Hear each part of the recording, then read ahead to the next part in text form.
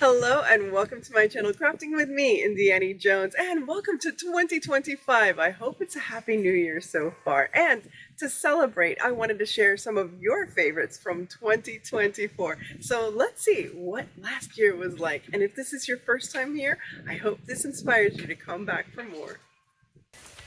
Because I always lean on my hedges. Don't you lean on your hedges? Are you talking? Are you gossiping? Lean on your hedge. I just like the background. If you went after Christmas shopping, this will be for you. I bought these after Christmas at Hobby Lobby, 90% off. They are ceramic hearts that were $1.99 and I paid 20 cents for them. So I think this is the least expensive craft I have for today.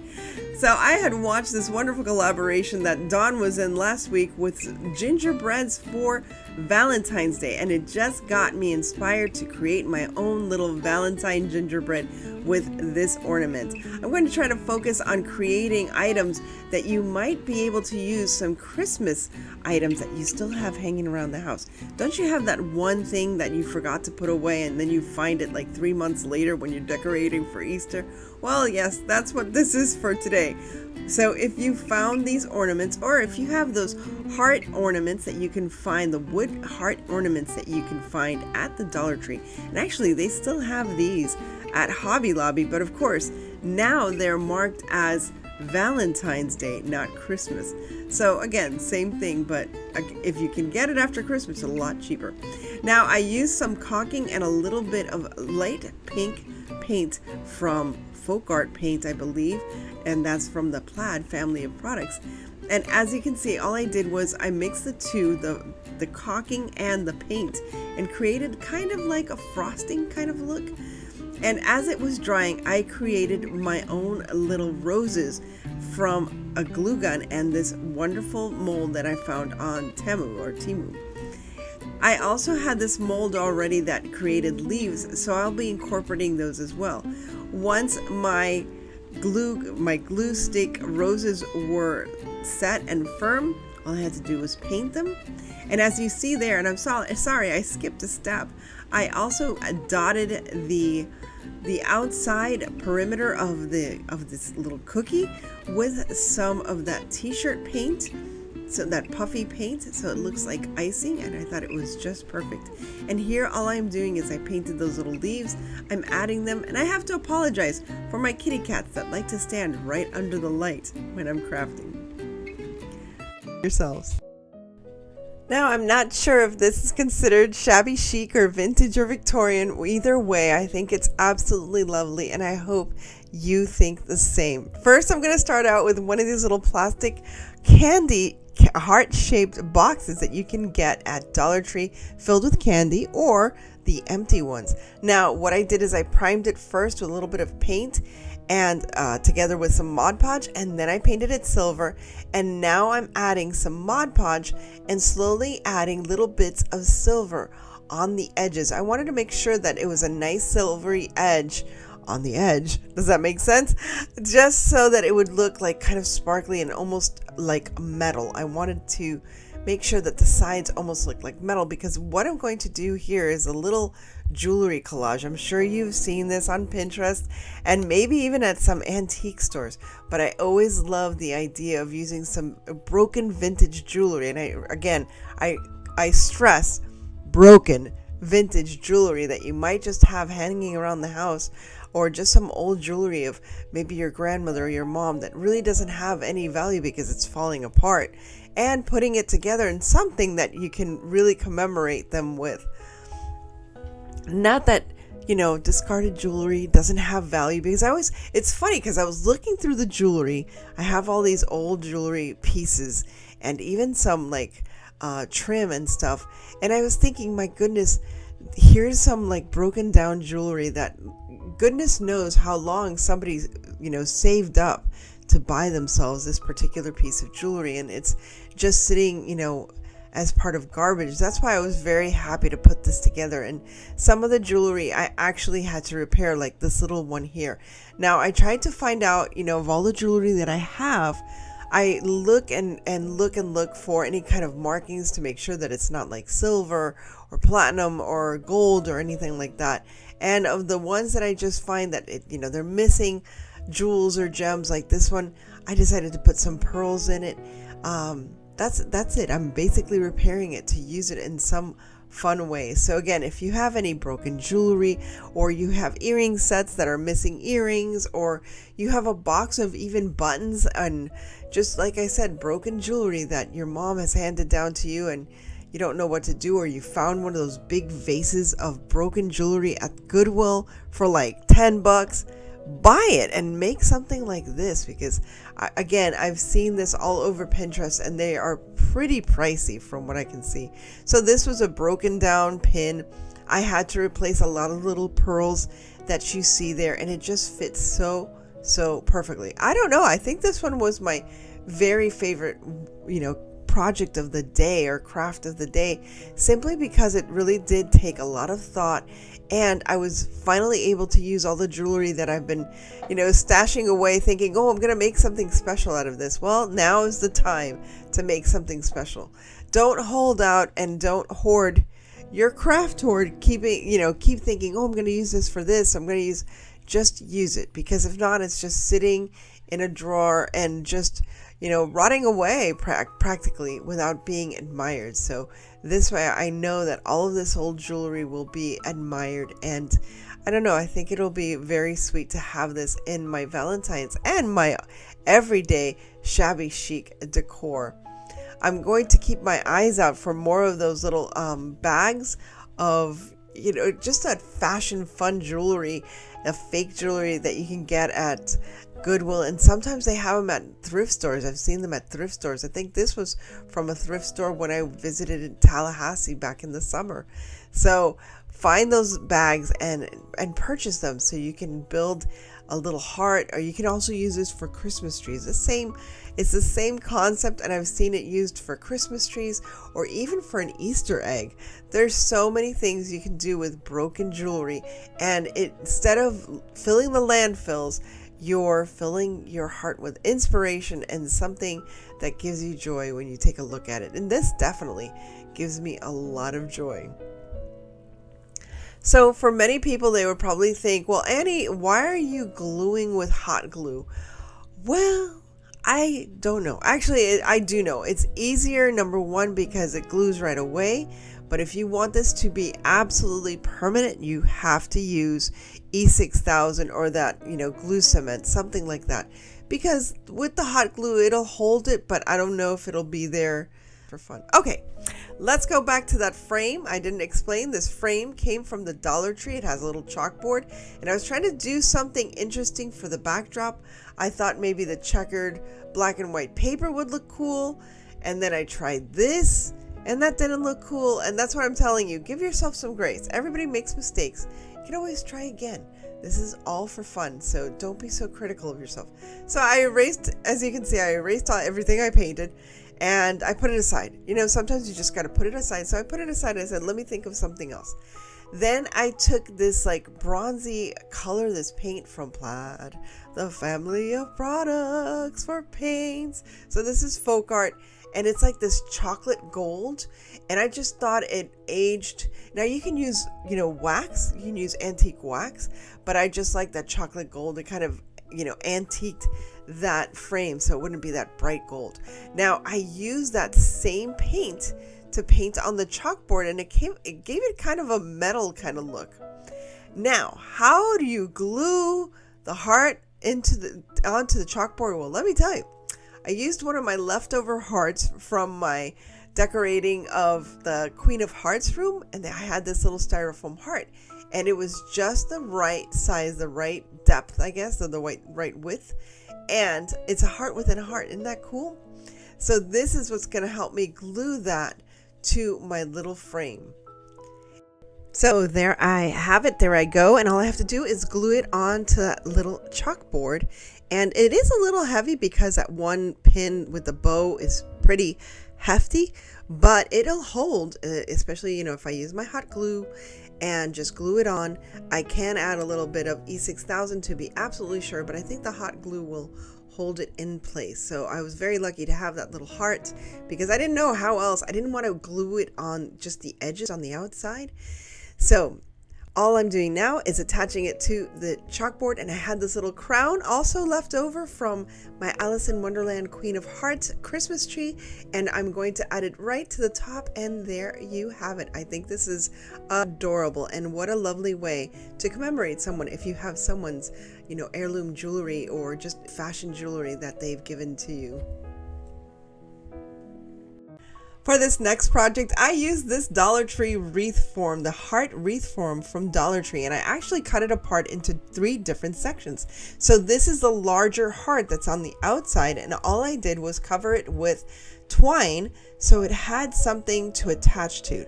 Now, I just ripped a bunch of fabric and created all of these little rags and just tied them one by one.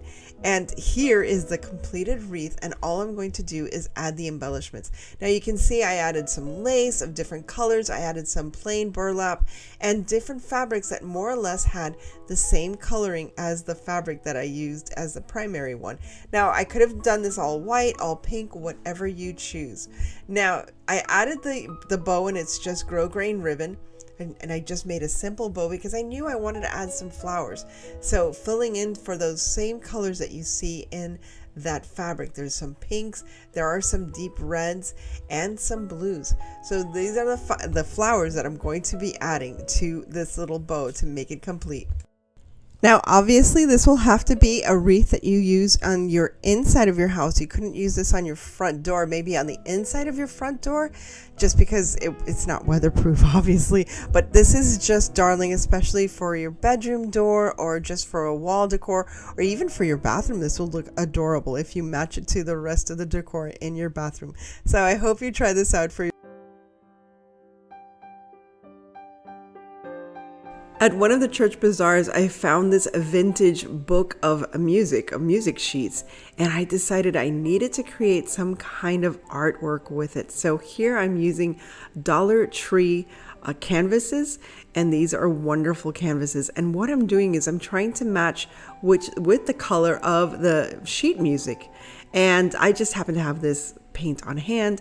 I did water it down a little because I wanted to work with, here I'm working with the paper towel to remove some of the paint just so that it looks more like a vintage antique artwork using that beautiful sheet music. So here I'm just pulling away with this moist paper towel.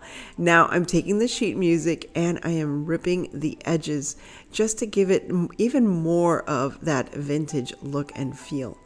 Now the bottom had a whole bunch of information that I didn't want to have, and that's the other reason why I ripped it. And of course, I have to use a little bit of flame just to, really rough up those edges and make them really stand out against the canvas. Look at that.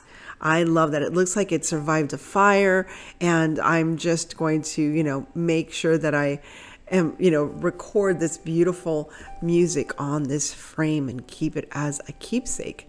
So here I'm just using my Mod Podge, and I don't know, do you all use Mod Podge? What other elements or what other products do you use for decoupage? So I love the name that this was, Forevermore. I absolutely love it. And actually it matches kind of the Michael's kind of Halloween. I think it's Nevermore. This one's Forevermore. I like Forevermore more than Nevermore because, I don't know, it gives a little more hope. Anyway, I am going off on a tangent because once again, it's after 11 o'clock doing voiceovers. Now, I have these Prima Design transfers that I had gotten on Amazon a while back, and I'm just rediscovering some items that so thrifting, I think, includes thrifting your own stash. So I think I had bought this last year, and I decided now is the time to use it. I was sad that I didn't use it more during the springtime, but as you know, sometimes when you clean things out, you discover new things that you have that are really old. You can see that my little kitty cats are here to help me. There's little Kudu. She is giving me some advice as to how to, work with this design there. So she is my little crafty cat. Now, if you've never worked with transfers, they're the easiest thing. What I like to do is just try to space out how I'm going to use the flowers before I go ahead and transfer them. And transferring them is nothing more than taking off the white backing that protects it, and then you're just using they give you this little scraper in the Prima by Design transfer product, and it's great. You can use it for all your transfers, and all you have to do is transfer it on and then take off the top plastic part. Make sure you have everything transferred on, and if you take your time and do it slowly, you can make sure that you are transferring all of the items of that image. And of course, I need to, just celebrate my little kudu cat for helping me out. And I'm going to continue embellishing this beautiful design, this beautiful sheet music with these floral designs. Now, I only have a picture of the frame before and after, so you can see what a difference. And that frame I did select off of the side of the. For this project, I'm going to use this wonderful galvanized sconce that I found, believe it or not, at Hobby Lobby, and I believe it was 90% off, so it only cost $1.99. Can you believe it? And I thought this was so perfect to create some Regency or Rococo decor. I think it's very in now, and I love it, especially for spring and summer, just using these beautiful light colors. As you know, if you've watched the Bridgerton series, it is based on the Regency era in England. So I decided to use these colors that are very prominent in the Bridgerton family decor. Regency and Rococo and even Victorian is all about the embellishments. So I'm going to create some embellishments from resin. I am using amazing resin, and it is absolutely amazing. Once you start using this, you will get hooked. So here I am just using the 2 parts of the resin, and I've gotten used to not having to wear gloves anymore, and I love using this product. Here I am using these wonderful molds. Once again, I found those on Temu. It's not a sponsored video, but I have to tell you where I find my items, and I believe it was around $9 or $10. Amazing casting resin is ready to go within 10 to 15 minutes. Now I'm going to use this wonderful gold leaf paint. It's also from Folk Art, and again I'm going to use this beautiful gold. I love the fact that we can use gold again. I mean, I think it's back in style, and recently I have been trying to get a lot of projects that are in this gold, so you'll see a lot of that today. If you like the Regency or Rococo, or the Coquette actually, you are going to love these projects. So here I'm just creating this little frame, and again, one of the things I did is with this, because this is going to be on a curved surface, I made sure that once I took it out of the mold, I made sure to curve it. You can see it more with this little label. Again, the label is also from a mold that I got from Temu, as well as the other decor that you will see here. But one of the things I do immediately, when, just as you would with clay, is when I unmold the items, I put it on the surface if it needs to be curved, and make sure to tape it down so that it does adhere properly to the surface. And that's one of the wonderful things about resin. Just like clay, you can mold it to certain areas, but you have to do it quickly. You have to do it when it's just molded, or you have to heat it up with a heat gun to be able to mold it to whatever surface. And unlike clay, you will not have any cracks. While the embellishments have dried, now I'm ready to continue with this decor. Now I have this beautiful selection of just papers that I have in my stash, and I decided that that beautiful girl would be perfect to create a kind of cameo with that frame. I'm looking at it now, and at first I thought, I had put the frame upside down, but it works just fine. It doesn't matter to me. It really does look very nice when I put everything all together. But look at how perfect this young lady is going to look into that beautiful little frame, and it's going to be a perfect little cameo. Now, because this is curved, once again, I wanted to use this paper, and though it was scrap paper, it's not going to mold very well to those curves. So what I am doing here is a quick trick, and all I'm doing is removing a layer of the paper so that I can make it smoother, or it will bend easier without having to do any cuts or anything. Very similar to when you take 2-ply napkins apart. This is the same thing, and you can see how bendable it is. And in that way, I also remove the opportunity of any kind of wrinkling happening to that beautiful image. And look at this. I think it is absolutely perfect, and so perfect to be part of, like, again, coquette decor and shabby chic too. You can use a lot of gold in the shabby chic look, but especially if you love Bridgerton, this is such a way to enjoy Bridgerton decor in your own home. Now I'm using a dry sponge just to make sure I get all of that Mod Podge, of course, using the Mod Podge to glue it down, and I'm going to cover it with this gloss Mod Podge. By the way, Mod Podge Day was just yesterday. I don't know if you know that Mod Podge, I think, is celebrating, I forget how many years, but it was invented this day, May 17th. So happy Mod Podge Day. Anyway, I'm using this beautiful extra glossy Mod Podge to cover that painting, so it does look like an enamel type cameo, and I think it's just so beautiful.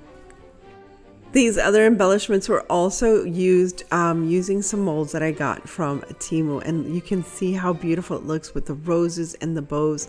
And look at what a difference. I mean, this item could normally be something that you would see for farmhouse, but I am transforming it with just a few accessories and that beautiful gold color with that gold leaf. Now you can use an antique gold as well, and you can see there's a little space that I have there in between the two embellishments, but you'll see that I added a little a piece of ribbon that I cut off earlier, and I was able to add it. Now there's no gap in between the two sides of that embellishment. And look, see how even though that top or the bottom of the frame of that cameo was a little more ornate, actually it looks better when it's framed at the bottom as it is there. And now this beautiful little label at the bottom, and my sconce is complete.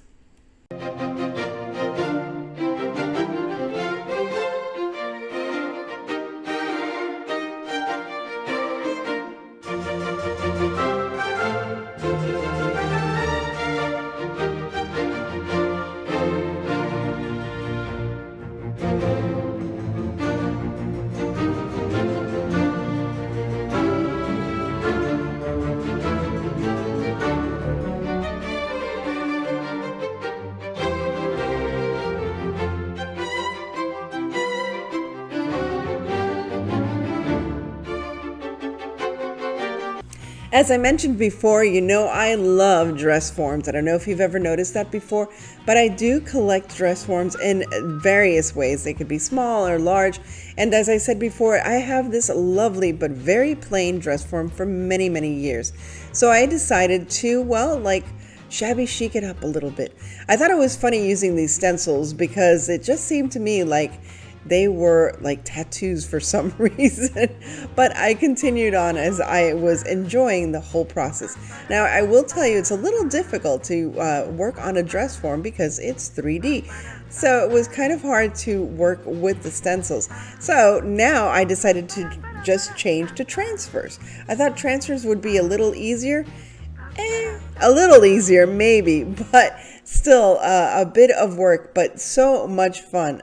I got these transfers from Amazon, and I will include the link down below. It was very inexpensive, and they worked wonderfully with the burlap fabric. So again, I don't know if you've ever transferred onto fabric, but it is possible and a lot of fun, especially if you can just do the transfers on a flat surface. But if you do have a harder surface, dress form, this is possible. Now, if you have a softer dress form, it might be a little more difficult, but not impossible. Just have a little more patience. Now, the reveal is always the most fun when you're using transfers. Is it for you as well? I love just peeling it off and Bang! There it is. Again, I thought it was kind of cool. I almost felt like a tattoo artist while I was doing this, but I just love the way it looks. Now, I will show you that at the end, I do use a very light sandpaper just to sand down, because the transfers sometimes have a little bit of a sheen to it, and I don't want it to look like I added a transfer. I just want it to look like fabric on the dress form itself. Now, I'm continuing to embellish with transfers and with stencils and just enjoying the process. And as you can see, it gets a little difficult the way I have to hold things. For whatever reason, when I would use the blue tape, it wouldn't hold the transfer onto the fabric, but that's okay. We worked it out, and I think it worked out with the best results. I really am so happy at how lovely this turned out.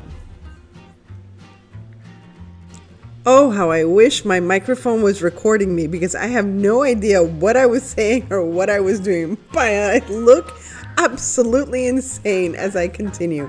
I don't know who I was arguing with, but I just had fun with it. Anyway, there I go, continuing to put what I like to call stencil tattoos, and she almost fell on top of me, my dress form.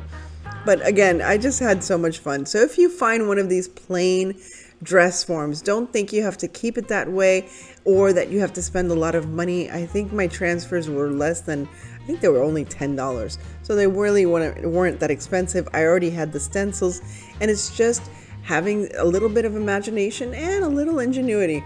As I mentioned before, I did use a very light sanding just to take away that top sheen of the transfers, so it looks more like it was part of the fabric to begin with.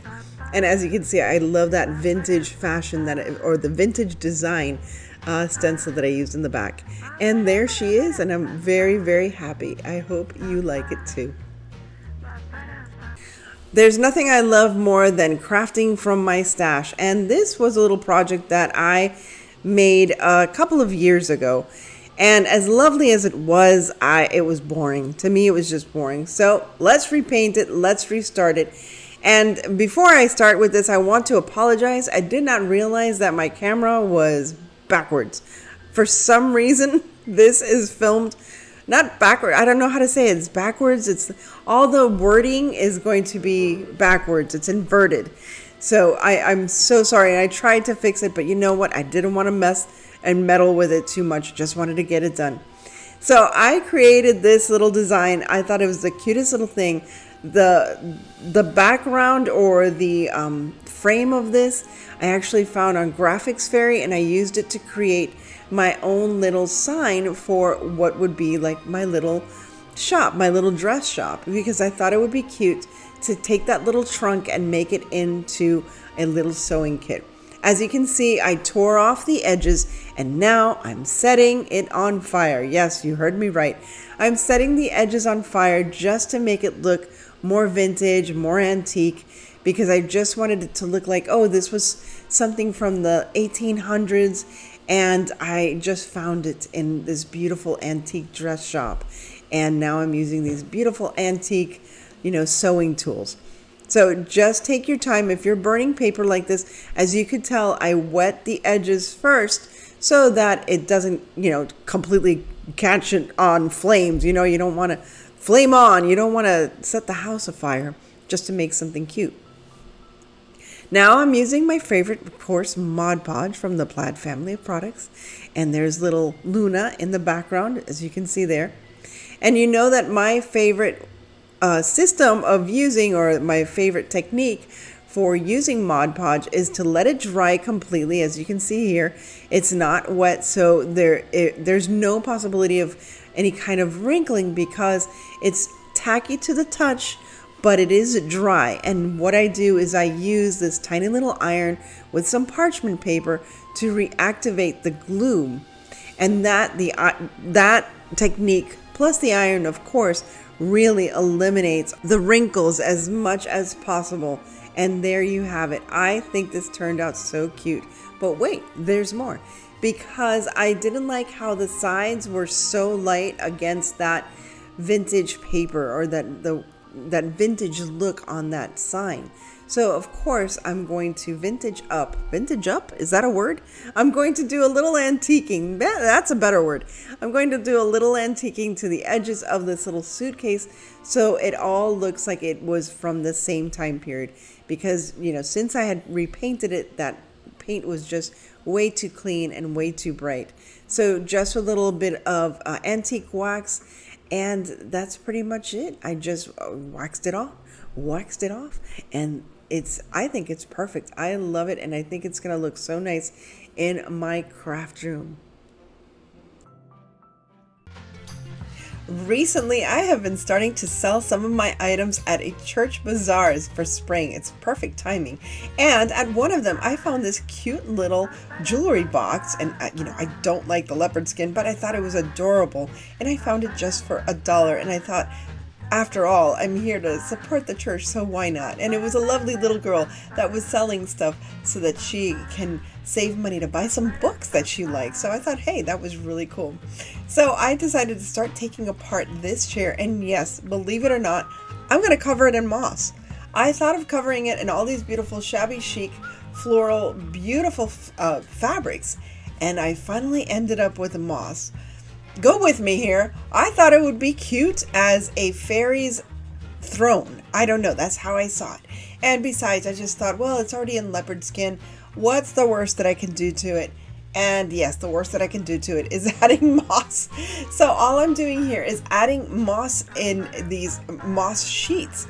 And I bought this one actually on Temu, but they also sell these at Hobby Lobby and other hobby stores, I'm sure, like at Michael's and stuff. And it was the easiest way to use the moss on this chair. Now, the fabric that I used, or the moss that I used, had this very heavy, thick black felt on the back of it. And I noticed that if I ripped the felt off, it was much easier to maneuver and to place onto the chair, and it wasn't as thick, so it was easier to keep the original shape of the chair. And I love the heart shape. It's also, I don't know why, it also is reminiscent to me of Alice in Wonderland. This would be something that the Queen of Hearts might sit in, so I thought that was also another nice connection, since I do like Alice in Wonderland. So all I'm doing here is covering each one of the parts. So, first the top front, and then I'll do now the chair. And one thing to remember, and I don't know if I showed it before, but this little chair does open up, and it has a cute little mirror, which I cleaned up afterwards, but it's a perfect little storage area just to, hold some knickknacks. It's perfect to have right by my bedside for those earrings I forgot to take off in front of my jewelry box. What's funny is I have seen jewelry boxes like this at Ross and TJ Maxx, and they've been on clearance before, but I just didn't like the fabric, and I'm so silly because I should have known better. I could have changed the fabric. Even if you find a small little jewelry box, let's say that's round, you can make the back of this chair very easily. It's just cardboard, and you can shape it as a heart, just like this one is. And I don't use tools properly, but I thought this was the easiest way to glue with the hot glue without burning myself too much, is using that little spatula that I had close by. Does that happen to you? Do you just grab the nearest tool and keep working? You don't stop and look for the appropriate tools, or maybe just look for, I know I have those finger covers and I never seem to find them when I need them. So last but not least, I'm finishing up the bottom of that little throne, and I'm just adding this little piece of moss. And then at the very bottom, I'm using the part of the moss that I didn't use, which was that felt, and I am covering the bottom so I don't have to see that leopard print. I don't know, do you like animal prints? I don't know if I'm really into leopard prints. Maybe in the 80s I was, but not anymore. And now I am embellishing with these cute tiny little ladybugs. Don't ask me where I found them. You just find things, they pop up in your craft room, you don't question why. You're like, oh, I'm just glad to have them. And of course, a little mushroom, because that is perfect for a cottage core.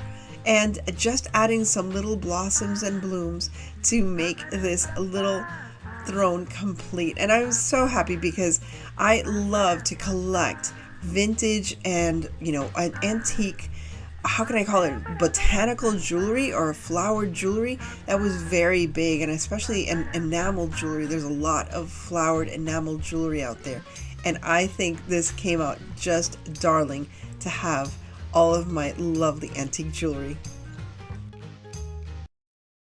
At that same bazaar, I found this other little jewelry box which I thought was absolutely adorable, and I have to tell you, I was going to cover this in moss as well, but suddenly it spoke to me and it didn't want to be covered in moss because I thought it would be cute to have the chair and this little jewelry box matching, but the jewelry box did not want to be covered in moss. Now, you're probably asking me, why am I painting with, it's a very similar color. I wanted to get rid of those green lines all around, and I started painting it because, with the little handles, because I couldn't get the handles off. And eventually I got the handles off, but they broke. They were so brittle. I think this was at least from the 2000s. It had this it wasn't green, it wasn't beige, it wasn't gray. It just was a very drab color. So I just decided to spruce it up and add some folk art paint and matte. Now they have this matte paint that's almost like chalk paint. So I kind of like it because it covers really well, just, with 2 coats.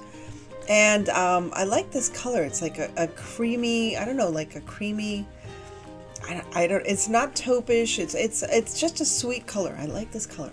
Now, I took off those handles, and Luna is my little, quality control cat, is here to make sure that I do this right. I had this lovely paper that I got from Temu, and I thought this would be perfect for a shabby chic inspired jewelry box.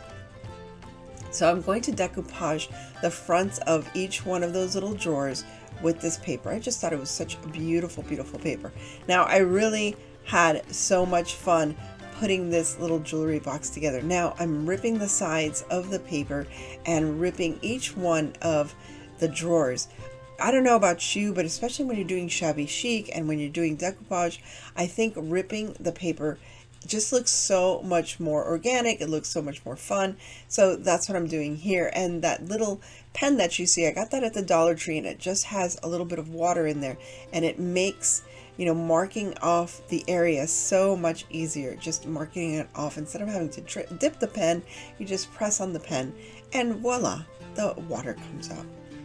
And the way I decoupage is I put the Mod Podge on the paper, or I put some on the paper and on the drawer, and then I let it dry a little, and then I use a heat press, or like my little, my mini iron that I got from HTV Ront. And that's how I try to eliminate the majority of wrinkles. I can tell you, ever since I've been starting to use this little tiny iron, and you've probably seen me use it a lot lately, because it actually works to eliminate a lot of the wrinkles when I'm decoupaging. I wanted to continue this decoration of roses and flowers on the sides of the jewelry box because it just had these wonderful blank empty sides. I'm telling you, this jewelry box was screaming at me to have some flowers placed on it.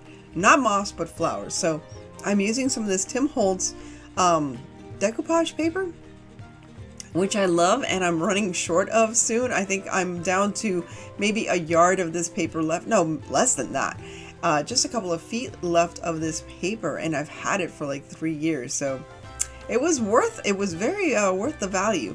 But now I'm interested in getting some of those new IOD transfers. So might have to invest in those. A nice birthday present for myself, since my birthday is coming up in April. Anyway, here I am adding that beautiful paper, and I love it because the prints are nice and small and perfect for small items like this little jewelry box.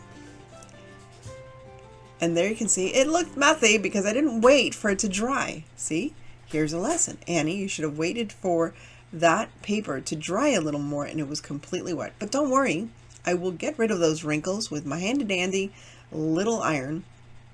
Now, I know they sell this at they sell it on Amazon, they sell it on Temu. You can actually use a large regular iron if you wanted to. Just you have to put it at a very, very low temperature, and that's what I like about this little iron. For me, it's very handy to have it right there in my craft room because I'm constantly decoupaging. It's very rare when I don't decoupage something.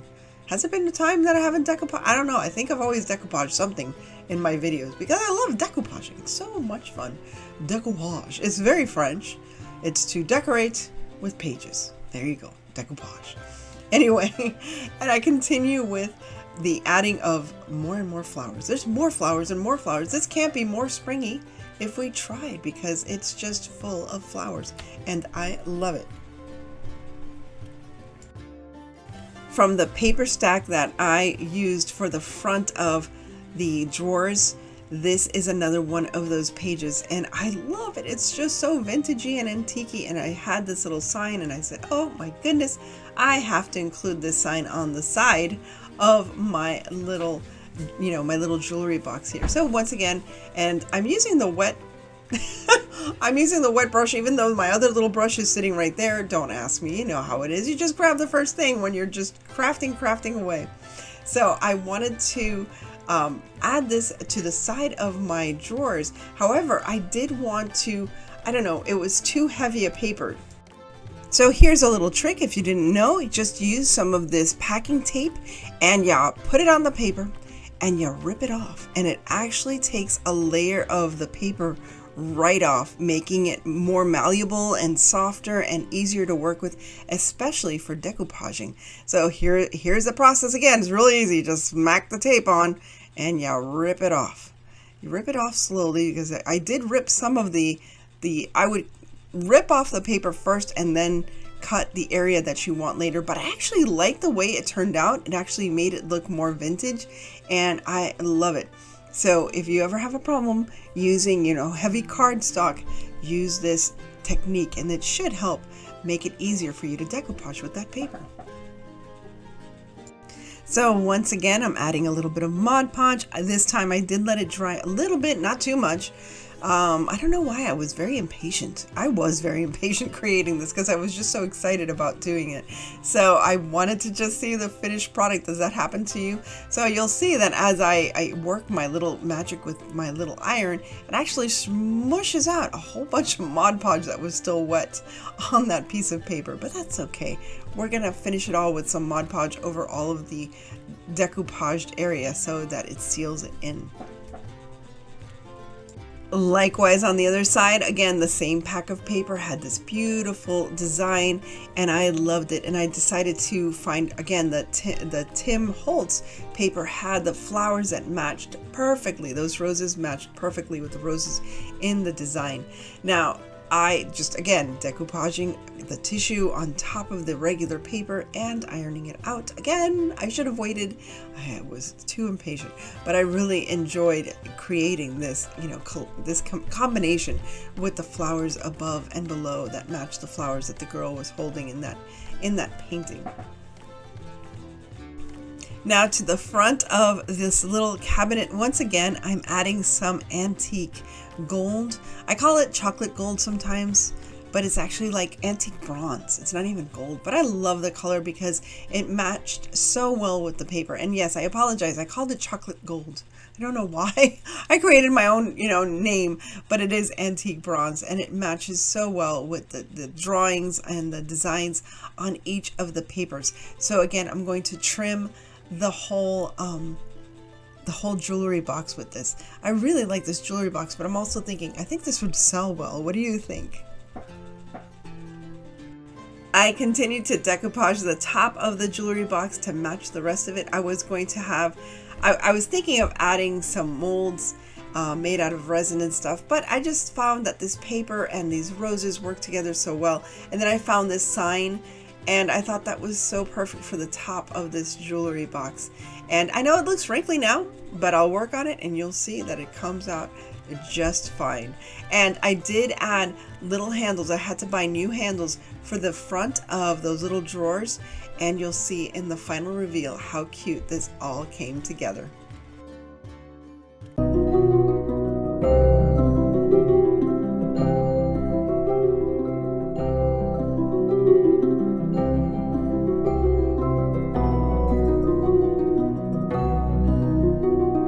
Here's a great idea for a really captivating centerpiece. I know there's a lot of events that are going on now in the spring. We have bridal showers and baby showers and graduations and Mother's Day and just fun little tea parties with your friends. So here is a great way to use your tier tray. Now, if you have a metal tier tray or a heavyweight tier tray, something that won't be falling over because of the weight of a teapot, this is a perfect way to use it. And I would also suggest, please don't use a ceramic teapot, because if it falls over, I don't want to take any responsibility. I really don't. So I'm using this teapot that was actually given to me by one of my viewers, Tonya. Thank you so much. She offered this teapot for me while I was decorating for the Deering estate for the Queen of Hearts tea room. So here I am just wiring up the handle of the teapot and tying it to the handle of this tier tray. It really worked out well because the tier tray, again, was a metal tier tray, so it was a little heavier and the bottom of it was very secure, so I knew it wasn't going to tip over. Although it does look like the teapot is tipping over. Not only did I secure the top of the handle, I also secured the middle of the handle, as you can see there, with just a little bit of wire. Again, my lovely cat Guru is here to make sure everything is fine, and I am using that wired moss once again just to wrap it around, and I'm going to panic in just a few moments. Oh my Lord, she almost knocked over the camera. And there you go. So I am using this wonderful wired moss just to create like a vine to wrap around the teapot, and that also helps to hide that wiring at the top of the tier tray. Now adding these beautiful florals from the Dollar Tree, and my suggestion to you, if you've never used Dollar Tree florals before, take advantage of them. They do have wonderful florals for $1.25. There are also florals for 98 cents, I believe, at Walmart, and you can use expensive florals. The mix-up of florals from inexpensive to expensive really makes it a beautiful display. Here I'm adding a little vine of little light purple flowers that were on clearance from Hobby Lobby. So these were already at, I believe, 75% off when I bought them. And look at how great they look. Because they're wired, I can control how they hang and dangle from the spout of that teapot. Now I'm adding some styrofoam to the top of my tier tray because that's where the floral centerpiece is going to be. And yes, I dance around while I am, doing my crafts. I also sing. It's so funny when I get frustrated for whatever reason, I sing the little goat herd from Sound of Music. I don't know if you've ever heard of that, the yodeling song. Don't ask me why. It's just one of those songs you just start singing when you're getting frustrated because you're just going to sing through whatever it is you're doing. But with this one, I really wasn't getting frustrated. I was just having so much fun. So once I added a little moss to the top of the styrofoam, now I'm adding all my lovely florals. I have Temu florals. I have Hobby Lobby clearance florals, Dollar Tree florals from wherever I have in my stash. I didn't go out of my way to buy any new florals, but again, you can customize this to whatever colors you have. And again, so many parties are going on right now, even for graduation breakfasts and birthdays. I think this is beautiful for a Mother's Day brunch. Wouldn't that be lovely? So I am preparing this for a friend of mine who's having a birthday party for her 80-year-old mom.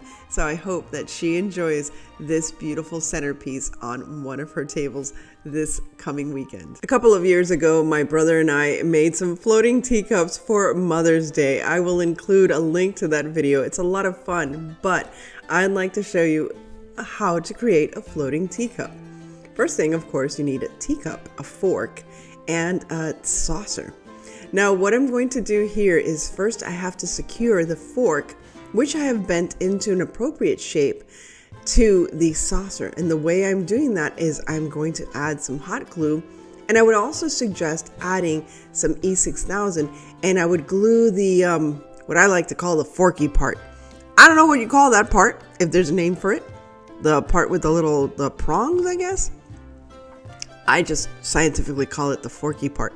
So once you have glued the forky part to the saucer, you're going to add some stones or pebbles, anything to weigh it down so that it can counterbalance the weight of the teacup once you add it to the fork, to the handle side of the fork. So as you can see here, I am using some E6000 to glue the metal of the fork to the porcelain or ceramic teacup.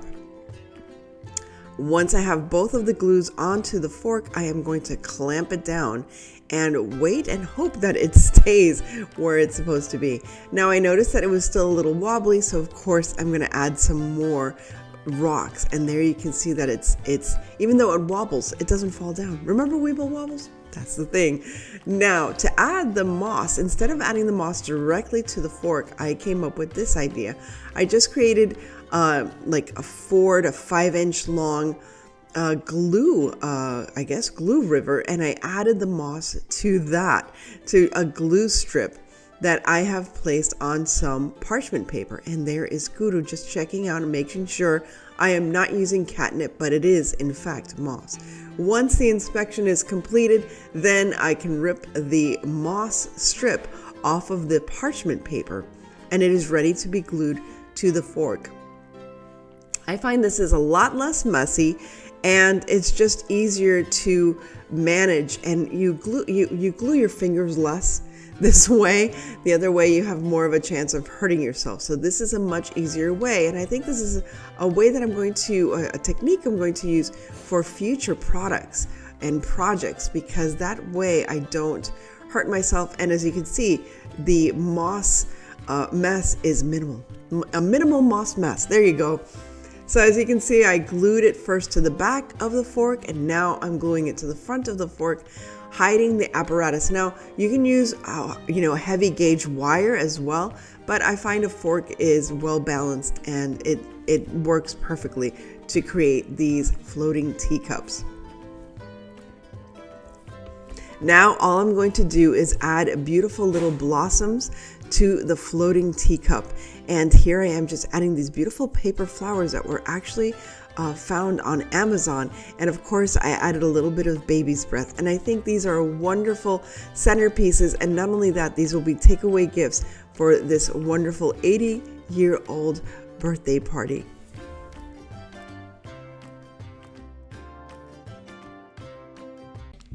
Here's a simple idea that I kept putting aside because it was such a simple idea. I had gotten this, this cone from Hobby Lobby during the 90% off Christmas clearance, and it's just a grapevine cone.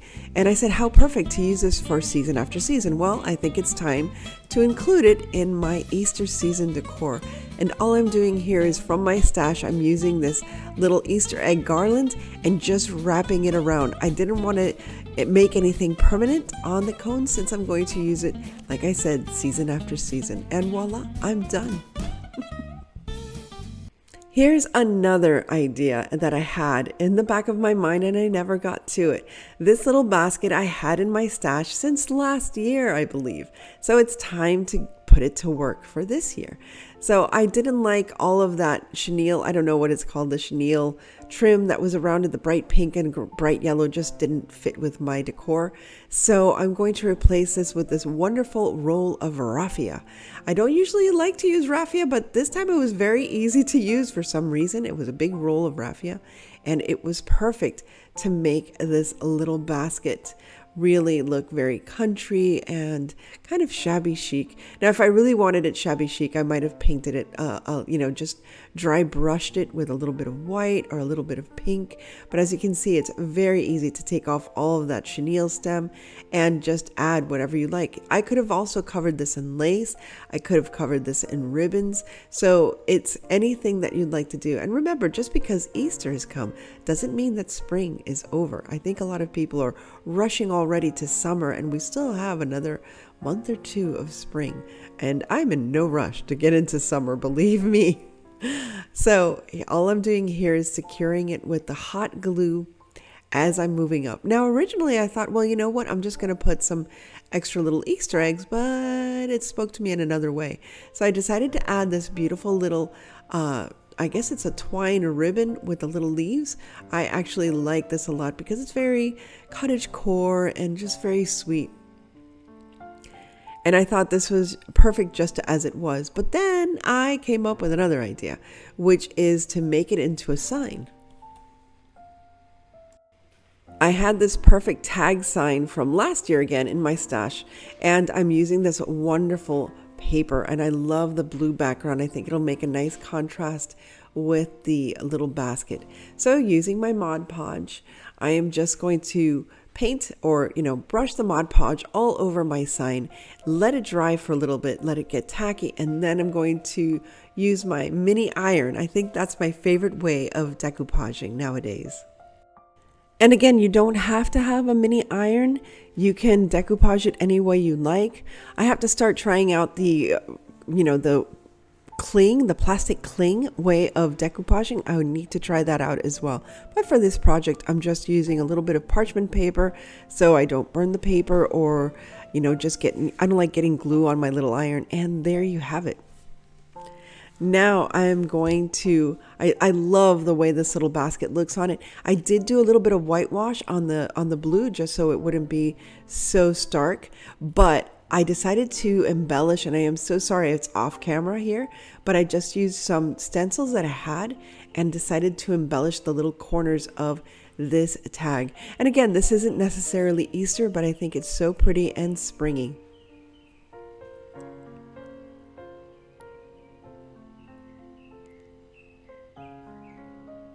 I don't know if you can hear the little birds in the background. I stayed a little quiet so you can hear them. They have been so active this morning as I try to finish this video. There you have it. I'm just finishing up the stenciling, and I'm just using regular paint and a sponge. It's the best way to do it. And I just love the vintage feel that it gives to this little project. Now I'm going to glue down my little basket. I really love the way this turned out. I think it's the cutest little thing. And I love, 3D flower baskets. Again, next week, just to remind you, if you're interested, I am hosting what I like to call Flower Palooza. And it's basically creating anything with flowers. So here's a little, preview to items and ideas that I might have for next week. And here I'm adding all of these lovely flowers. Most of these are from Temu and Dollar Tree. And I think it is absolutely perfect as it is. I can't wait to hang this out on my front door for Easter time. Just for Easter, because I don't want it to get ruined. But afterwards, this will probably hang on the door of my bedroom. One of the beautiful things I love about spring is just refreshing your home, refreshing all your decor.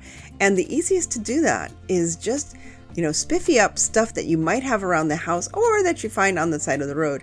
Actually, I found this in my garage. I'm sure somebody gave it to me, and I decided, well, it's time to spiffy this up. That wood, that orangey wood color has nothing to do with what we're doing nowadays in decor. So here I added this beautiful sagey spring green color.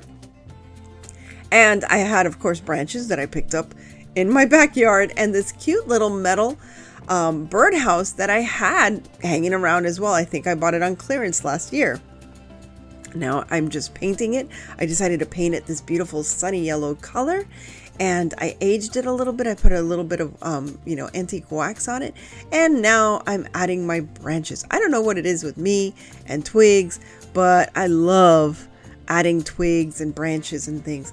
And this could be used as a frame. It could be used as a small wreath. It could be used any way you like. So I decided it's going to be like a little wreath. Now I'm just adding some moss wherever you need to add moss, and the more moss the better. Sometimes it makes a mess though. I mean, gosh, I wish there was you know how they have glue with glitter. Why can't they have glue with moss already in it?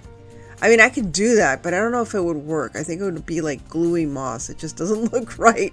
Anyway, I'll talk to people, see what's out there. But anyway, I love using the moss just to hide where the branches are meeting together, so it doesn't distract from the design. And of course, I'm adding some foliage. This is, I believe, from the Dollar Tree. I'm not sure. I just had and there's a little kitty hand. That's a little kudu who helps me out while I'm crafting. And yeah, I'm just adding some greenery. You can add any kind of greenery you'd like. Now you can make a, if you have a frame around the house and you'd like to do something similar, pick up some branches that you have around your backyard or your front yard, or when you go walking in the park. And if you don't have a birdhouse, you can just make a little, with some moss, you can make a little pretend nest and put some little Easter eggs in there. It's anything you like. And if you don't have any of those items and you just have some florals, you just add the florals. It does not have to be exact, but I'm just here to inspire you. So I hope that you're inspired to create something sweet and pretty to hang in your home.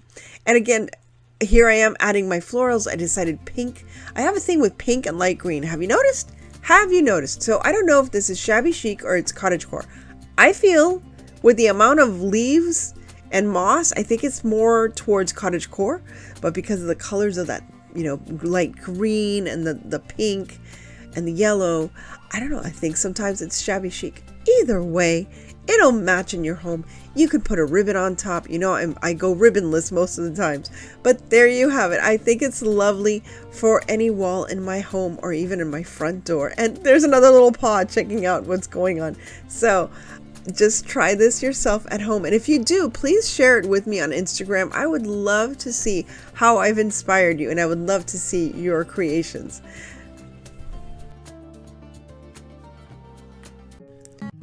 Now, you remember the little pumpkin witch that I made last week? Well, I thought she deserved to have a little companion.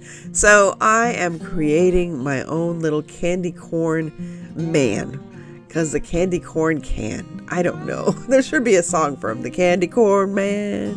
The candy corn man. Anyway, here I'm just taking this triangle of styrofoam that I just cut out of some thin packing styrofoam that I had around the house. And now I'm going to use this wonderful product, which I love, which is foam clay. And foam clay is so much fun to work with, especially during Halloween. And there's a bunch of colors that you can get your foam clay.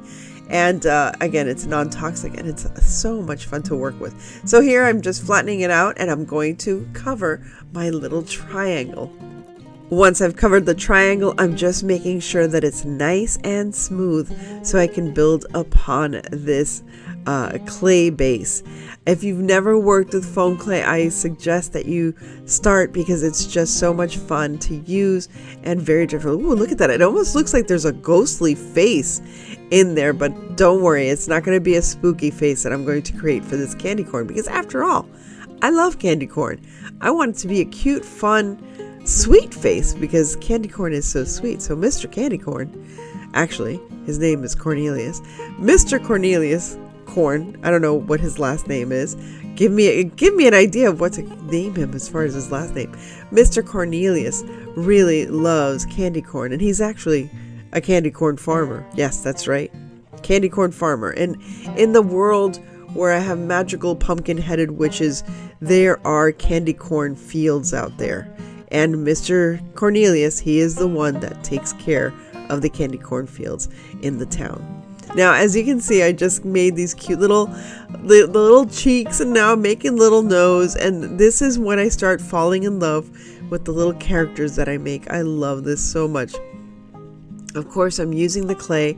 I'm going to create a smile and just give it a bit of personality. Now, originally, I was going to make him a traveling salesman that sold candy corn. What else? But as I got to know him and I started creating him, I realized that he is a candy corn farmer.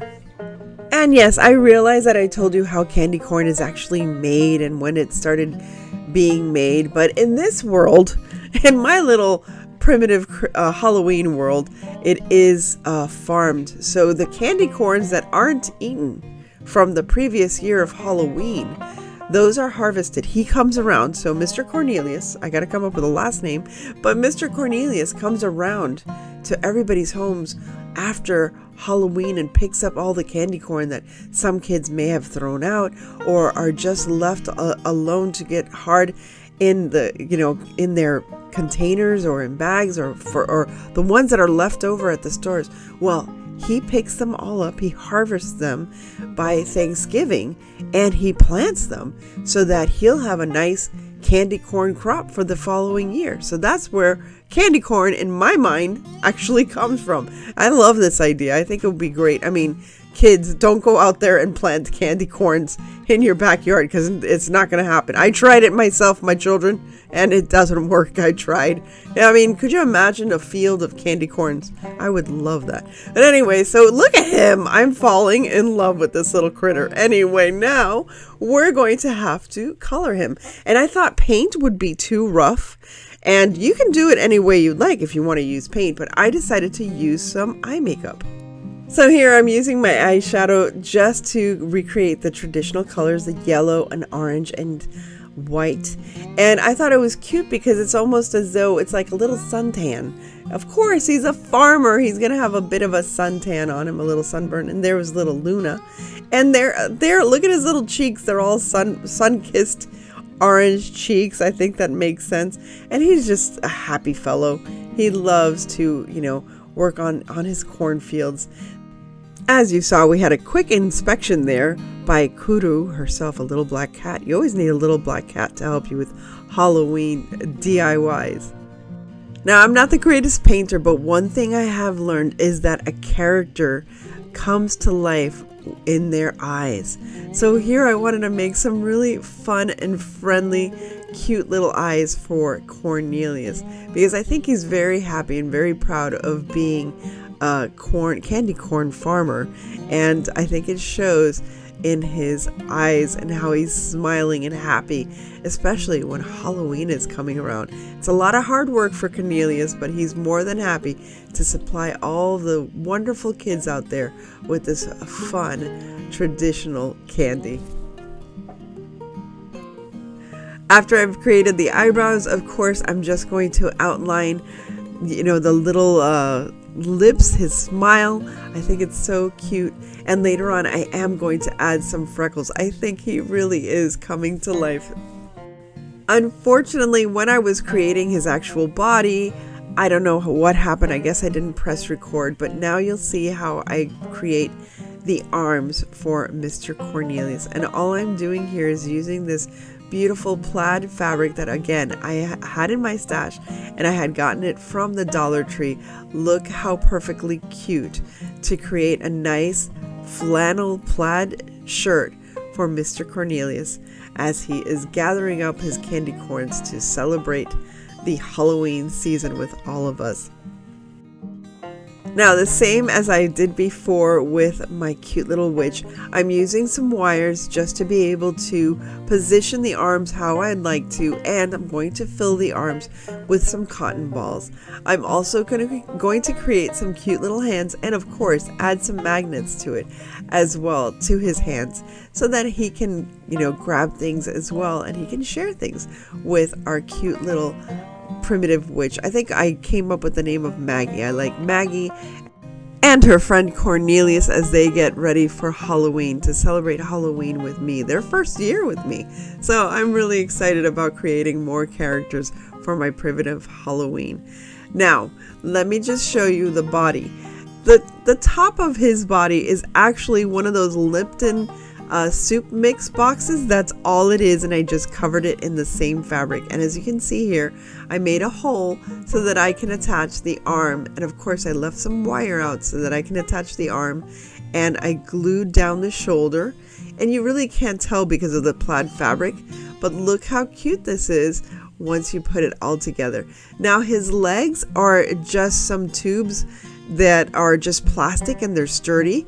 I got a poster from Temu, and those are the tubes that I used for his legs. You can also use paper towel rolls if you'd like. That'll be a little thicker, but if you cut them and just make them a little smaller, it makes it even sturdier so that he can stand up. But look how cute he looks with his little freckles as well. Just put a few little freckles. I thought it added a little more to his character. So here I've added both of his arms, and now I'm going to finish off his overalls. I used the plain burlap for his overalls, and I just thought it was so cute. At first I didn't think of making them overalls, and then I just added that little square on top, and here I am just going to glue it down. And then of course we're going to add some buttons to those straps on the overall. I'm going to connect to my witches, my little primitive witch that I made a few weeks ago. Here, all I'm doing is creating little hands that are magnetized. As you can see, I have a little magnet there. And I'm just tying them up with these little rubber bands and a little cotton ball. And that's how I'm creating the hands for Mr. Cornelius, the same way I did for Maggie the Witch. If you are enjoying this so far, please remember to like, share, and subscribe. Now check this out. Look how adorable. Now there's a little paw that tried to stop me from gluing down my little button there. I was trying to pet her, but she moved it away. Now all I'm adding here are the cute little buttons, and it just adds so much charm, especially to this cute little corny farmer. Now we all know every good farmer needs a good farming hat to keep the sun out of his eyes and to keep him cool while he's working out in the fields. So here I'm creating one of those starter pots that you get at the Dollar Tree and some burlap, and I'm creating a cute little hat for our farmer. Now I'm just adding a few little embellishments, some leaves, some fall leaves, and of course a cute little sunflower. I thought this was adorable for the little farmer's hat. Look how cute he is. That little meow was to remind me to tell you about Ali Chen. They reached out to me to offer me a cute little bookshelf, and I thought it was perfect for my craft room, but I also thought it would be nice to display all of these wonderful Halloween items that I am creating. As you can see, Kudu is there making sure that I'm opening everything properly, and you have to excuse my floor, it is a mess because I'm still moving things around. And as you can see, I have a collection of vintage Christmas items right behind me. Ali Chen sent this a cute little bookcase for me, and it was very easy to assemble. As you can tell, I'm not very mechanical, as you can see. Luke did step in and help me out quite a bit just because I needed to film this anyway. And there is Luna making sure that I have included all the parts to this. Again, very simple to assemble. It took us like 10-15 minutes, to be quite honest, and it was ready to go. And the most important thing is it's also a perfect unit for cat collections. So maybe I'll have a Halloween black cat collection on this beautiful bookcase, and I look forward to making it a little more Annie-like in the future. Thank you again to Ali Chen. More information in the description down below. Last but not least, I thought it would be fun to create a candy corn stalk. Yes, because in this world where they grow in fields, candy corns come off of a candy corn stalk. Now, I don't know if you knew this, but if you put your candy corns in a circle and build up one circle over another circle over another circle, you can actually create a whole cob of candy corn. And I am so tempted to do that, but it would be, oh gosh, I think you'd get a tummy ache if you ate that many candy corns off of a candy corn cob. Now, after I rolled out my clay, I flattened it out just a little bit just to make it easier for me. Now, it doesn't mean that candy corns are all perfectly flat, but you know, you get my idea. It's more or less this way. And now I'm cutting out the little candy corns with my little spatula. And look how fast and easy this is. It really is so much fun with the foam clay. And if you ever want to make very convincing fake candy corns, I think foam clay is your best way to go. Now, let's do that traditional coloring once again. Orange in the middle, white on top, and yellow on the bottom. And of course, for this, I did use acrylics because I did want it to look more, how can I say it, like candy corn, that it's like very bright colors. And yeah, I think it came out so cute. So let's make a whole bunch of these because it's going to take a whole bunch to create a candy corn stalk. Now, for the candy corn stalk, all I did was I had my candy corns on wires. Now, this is the first time I was doing one, so I had only white wire, and then I was just covering it with this green tape. But then I found that I did have some green wire, and all I'm doing here is adding some glue like E6000 or that glue that you get at the Dollar Tree, and I'm just poking through my little candy corns. Now my candy corns already had little holes at the bottom because that's how I put them up to dry, with some toothpicks, with some very thin toothpicks. And all I'm doing now is building my little cornstalk bit by bit by adding the corn to my candy corn to my cut wires so that it would resemble almost like an actual cornstalk. I think this is so cute, and what a cool way to incorporate candy corn into your own florals if you did something like this. Now this, I like these little yellow fluffy things because it reminds me of the ends of the candy corn, or actually of real corn, not candy corn, but of real corn when you look at real corn stalks. And so all I'm doing is adding one by one all of these candy corns to create this cornstalk for my little Cornelius farmer to hold in his hand. I thought this was such a fun step to add, and I think it's going to add to my primitive display. So let's take a look and see what it all looks like all together.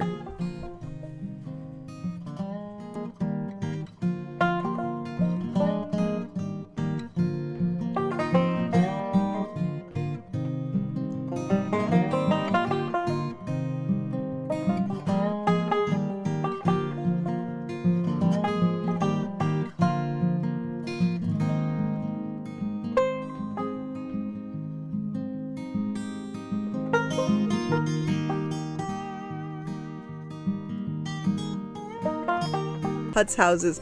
They were popular from 1928 to the 1950s, but it actually came to be in the early 1700s. The word putz means to just decorate or clean. So when you hear somebody say, "Are you putzing around the house?" that's exactly what they mean. As I said before, it started in Central Europe, of the whole tradition of using small houses to decorate for festivities. And after World War II, Japan began making them, and many of the ones that we've seen today come from Japan. And I think it's a wonderful tradition that I wanted to bring back to life and really explore further. To get started, you're going to have to print out some of the house plans, I suppose, to create your own putz houses. And Munbin printers are sleek and small and perfectly portable, which I thought was a wonderful introduction for you to see this product at work to help me create these wonderful little putz houses. Now you can connect them to your laptop. You can use a USB, or you can use Wi-Fi from your phone. There's so many ways to use this printer, and what I like about it is that it is a thermal printer, and with its small size, you can just use the thermal printer that's already included in a roll. Now for the instructions, all you have to do is use that code, and the QR code, and you can get all your instructions, or you can use the instruction booklet that comes with the printer itself. As I mentioned before, there's so many ways to use this printer, and I think in today's world where we're running around and we have a little laptop, it makes sense to sometimes have a little printer to come along with you as well. And this one is just so cute in this lovely pink color, which I also think is very retro. So I'm going to use this Munbin printer to print out my home, I guess, designs, and I'll be able to cut them out very quickly. I also used one of my laser cutting tools because I didn't have time to really sit down and cut all of the plans out. However, it was very nice to see how easy it was to print out the plans on this printer, as you see here. And I'll show you a list, or I will share with you a link so you can print out all of these designs for you to create your own putz houses. And this is real-time printing, so you can see how quickly it works. I think it was fabulous and very helpful for me to create my own putz houses. So if you need a fast, quick, and compact printer, check out Munbin. I will have more information in my description below. Now let's get started with our first house design. Now, once you have your printout, all you have to do is cut out your design and then cut it to your cardstock paper. Now, this is heavier cardstock paper. I can't remember exactly the size. I will link it down below to make it easier for you. And obviously, it's like the paper bag color because it's least expensive. But if you wanted to, you can actually cut it straight to glitter paper, and that would have been a lot easier. Now that I think about it, that would have been a heck of a lot easier, but let's do it the old-fashioned way. So I'm just going to paint this cardstock, and again, it's pretty thick so that I'm trying to not like slather too much paint on it. I just need a background color so you don't see the brown, because after all, this is going to be covered with what? Glitter. Yes, get ready for all the glitter you never wanted on your floor, because I mean, this is it, people. It's glitter time. That's right, it's called glitter time. But before glitter time, make sure you paint all of the pieces of your house. And I apologize that I didn't show you myself cutting out. I didn't want to endure that anymore. It's not easy cutting all of these little pieces out, but it's fun. It's worth it. It's worth it in the end.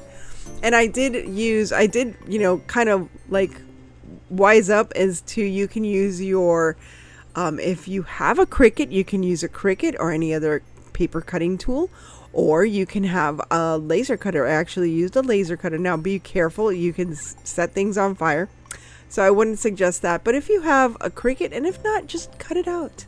If you have time, just make 1 or 2 or 3 houses. You can make a house, you can make 5 houses from now until like the Christmas season actually really gets going. So make this a fun project, not just for you, but for the whole family.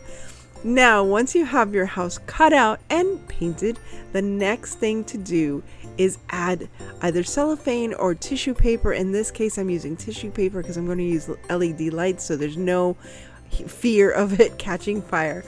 Now, I have to tell you the nostalgic feels that I had while I was making these putz houses. My maternal uncle, Tío Armando, Tío means uncle in Spanish, Armand. He was fastidious in creating these little putz houses himself. He had a collection of putz houses, but he loved to sit in his study and create these himself. And many times I would sit there right beside him and add the little cellophane papers or add the little embellishments, and I just had so much fun. So it does bring a lot of good memories to be able to recreate this. And maybe you had the similar experience where you were making these putz houses as well as collecting them, or maybe someone in your family had a collection like your grandmother's and you don't know where it ended up. Well, try to pull out some of those pictures and see if you can find similar houses to these. Now I'm just using a little E6000 and a little hot glue to glue all the pieces together. As you saw, first I put together the house itself, and now I am making the roof. This is just so much fun. And if you have a color combination that you want to use, or you want to recreate your own neighborhood or houses from your own past, like your grandma's house or your mom, maybe they had, I don't know, a 2-story house or 1-story house, you can find all different types of designs. And once again, I will have a link where you can find a vast majority of the classic designs for these putz houses. It's funny, when I was doing research, I thought it was so cute that putz meant like, cleaning, decorating, fiddling, just being a little fastidious, as I said before, about your home. So I thought it was funny because, when I talked to my brother, we would always say that, oh, I'm just putzing around the house, because that was a word that we would hear a lot from our friends who I didn't realize were German. And when we lived in our neighborhood in New York City, when we were little, they would use that word a lot. Are you just putzing around the house? And I thought it was so funny. So here we're putting together the home where we have the chimney, and now we're going to put together the roof together with the bottom of the house. Again, these are just so much fun, and I really hope that this inspires you. So you can see it's not very difficult, especially if you have a design already created for you, and all you have to do is cut it out or have it cut out by your Cricut or your Silhouette. And it's just, the most fun of this is actually doing the decoration. It's like everything, one thing is construction, and here we're doing the construction, but decorating, of course, is the most fun you'll really have. And imagine if you create, you give a different design to each family member, or the same design. That would be very cute to have the same design, but each family member creates the house in their own special way and something that's definitive about them, and they can decorate it with, they can have like sports teams on the roof, for example, as a decoration. And there's just so much you can do with these little houses. Here's another style, and I just wanted to show you this one because the windows were interesting to put together, because although there are some tutorials on YouTube, sometimes you just have to wing it. And this one I was like, am I doing this right? Am I doing this right? And I can't remember what the name of these windows are. If you know the name of these windows, please let me know. And I just had so much fun. After you do one and you get used to it, try to pick a very simple design for your first one so you feel confident, and then start picking more and more complicated designs, and you'll see how fun it is to challenge yourself and figure out how to make the next design.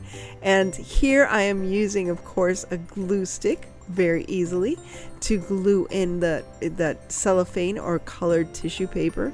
And now I forgot again, these were like these windows were really very special, and I was just trying to figure out, how do these work? And I was like, does it go here? And then I realized, oh no, it goes over the little window. It's an actual extension of the window. And I should have just watched the tutorial. That would have been better. But you know how it is, sometimes you're just trying to figure things out on your own. And so now I'm just attaching those cute little windows right there, and that's going to add even more just charm. These are so charming.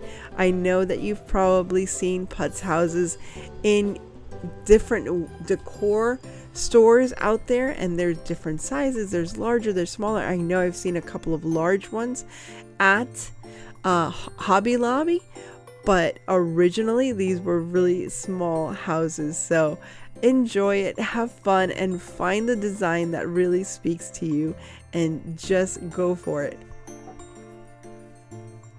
Now, if you're enjoying this video so far, or the whole Deering series, please remember to like, share, and subscribe, and keep in touch so you can see the new ideas I'm coming up with each and every day on this retro vintage tour back in time for Christmas.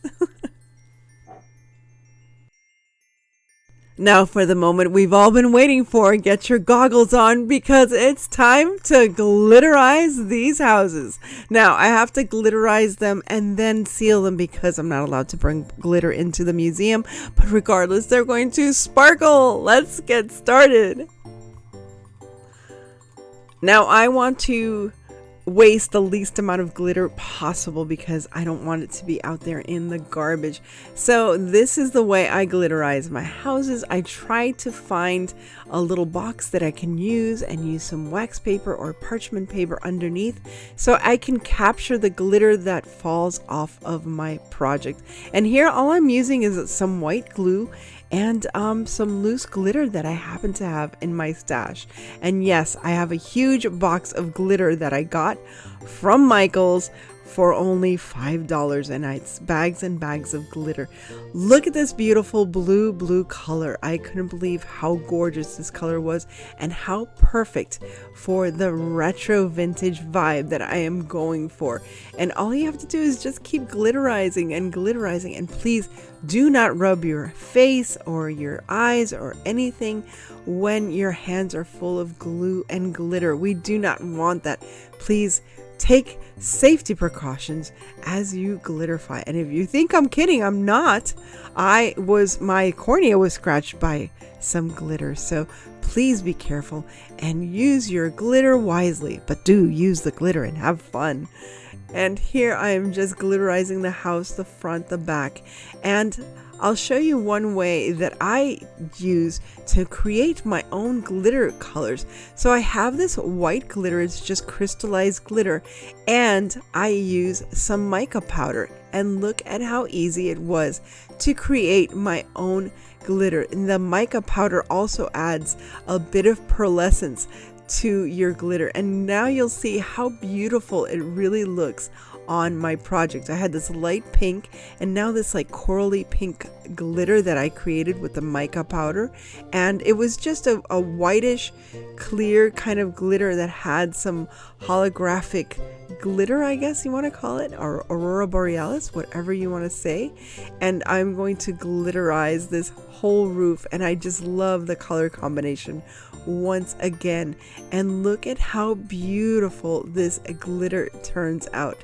So now you know, if you have a specific color that you want, instead of buying all different colors of glitter, just buy the white with the holographic and use mica powder.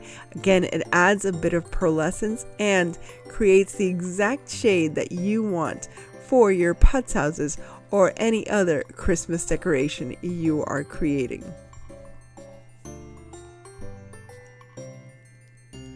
Now, one of the things I always remember that my uncle would do, of course, not just put away the glitter that he didn't use. He always did that. He was very, very careful with how he used his glitter.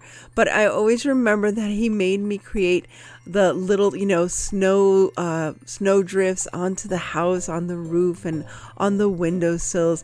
And it adds such a magical dimension when you do this. And here is that white glitter. It's like a snow kind of glitter that I used for the roof of the pink roof of that house. And as you can see, I added all the snowdrifts that I could think of. Now we have to create our bases, and I'm using this packing styrofoam material that was in my stash, and that is going to create the bases for all of my different little houses. Right now I think I have a total of 7. I would like to have an even dozen, so I still have a few more that I would like to create, and possibly go even a little smaller with some of the houses and add them to a wreath or to a centerpiece. So remember to keep all of that styrofoam that you have, that you're probably getting in your shipments from Amazon or anywhere else. Now all I'm doing is gluing down my little house to the styrofoam. You don't have to use styrofoam. Some people use a very heavy cardstock as the base, but I thought the styrofoam lent itself a lot easier to the purposes that I want to have them. I just want these houses to be on a mantle for decoration, or maybe even under the tree. I haven't decided exactly where they're going to be placed.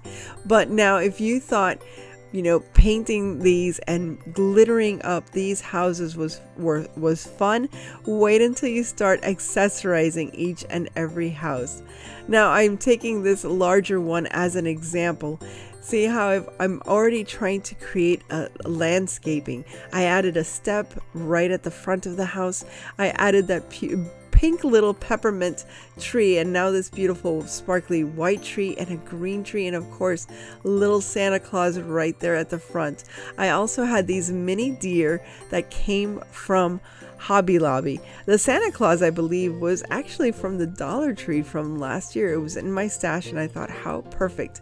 And now all I'm doing is creating the landscape for each and every little house. Some of them have bows, some of them have candy canes, they have different colored trees.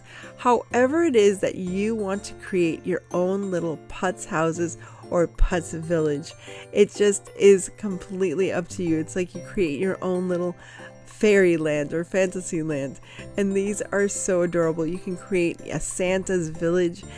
Here I'm just adding some of these little light sets that I got from, I believe these were from Hobby Lobby, and as you can see, the little red house behind that one has a little wreath on the roof. Now let's take a look at them all together.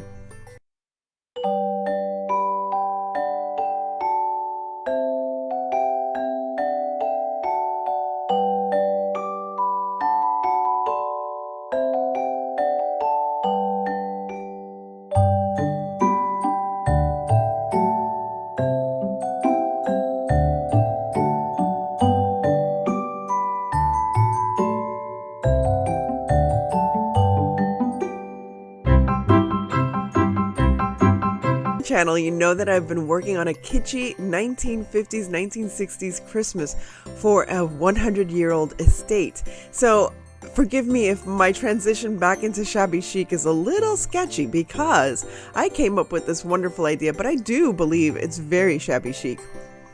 First, we're going to start off with a Dollar Tree doll head. And yes, just take off all of her hair. We're going to need to take off all of her hair. I'm sorry if it seems like I'm a little rough on her, but it's a doll head, people. It's a doll head. So we're going to recreate those famous or infamous doll head vases that were so popular in the 50s and the 60s.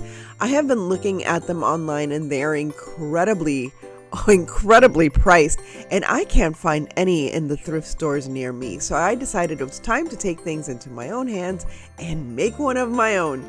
So here, as you can see or not see on the side there, I am cutting off the top of this poor doll's head. I started first with a styrofoam cutter to get through the plastic and then used a scissor for the rest of the way since I didn't want to inhale any plastic toxic fumes, okay? And I suggest you try to do the same. You can use a razor or just a knife and you can get through it just fine. Now I'm using some air dry clay, and of course I'm going to also add a base. Since her base is very, very limited, is very small, very flat, I wanted to create a base so she can have some shoulders. Now, do you or someone you know have one of these doll head vases? I mean, they're a little strange and a little creepy. And I always thought they were much larger than this, but actually many of the common ones that you see out there are around this size. So now what I'm doing is I'm adding clay to the top of her head to create some hair, obviously. And you'll see that with the air dry clay, it's so easy to do. Now, yes, she has something on the top of her head, but I wouldn't necessarily call it hair. So I decided I had to give her a stylish updo. I think it was only necessary. So, because it is very important, if you've seen these little doll heads, not doll heads, these, what are they called? The head vases? It's so weird. It's just really weird. Head vases. And apparently they used to use this. A florist actually started the whole craze and using these little head vases to create little floral arrangements that could be given as gifts for any occasion. It didn't necessarily have to be for, Valentine's Day or anything else, and even could be given between friends. It was a very kitschy kind of in thing to do. So there was a lot of women out there that started a collection of their own little doll head vases.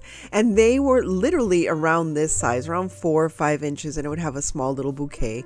So I just think they're adorable. I mean, at first I thought they were just weird and creepy, but I think I've gotten into this kitschy stuff really bad. I love all this like weird, creepy kind of cutesy kind of stuff, like those weird Santas and elves. I mean, really, but I do love them. Once I have her hair styled properly, now I'm adding the details just to make it look like it's real hair. I'm scoring through the clay and just making it seem like it's real hair. She kind of looks like Elsa. I don't know, she kind of looks like Elsa. But I will make some changes to her actual face. I will paint over the plastic to try to make it a little less plasticky, and you'll see the results later. I forgot to film it, but you'll see it later. But this just takes overnight to dry, and then you can go ahead and start painting your lovely doll head vase or head vase creation.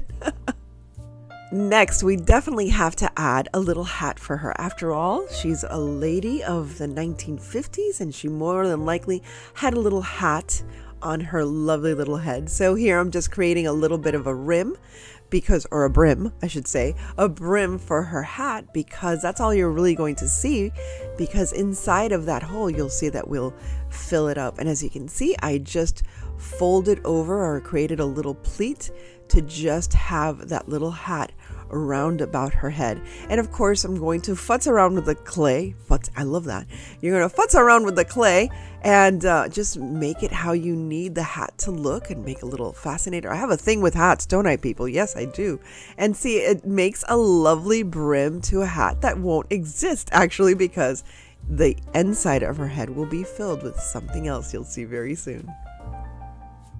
Earlier, you saw me cut off the bottom of one of those styrofoam cones from Dollar Tree, and now I'm just going to glue that on to the doll head just to give a little bit of a height and just a little bit more of a base for this doll head vase. And now I'm using my IOD ribbon mold that I got from L&J Goods, Lynn and Megan. They are so sweet, and I love to represent them as having all these wonderful, not only IOD products, but Tim Holtz and so many other paint products. So if you can, check her out. I'll have her details down below. But here I'm using the mold to create a bit of a wrap, a nice elegant wrap. And I thought this ribbon mold was perfect with all the pleating.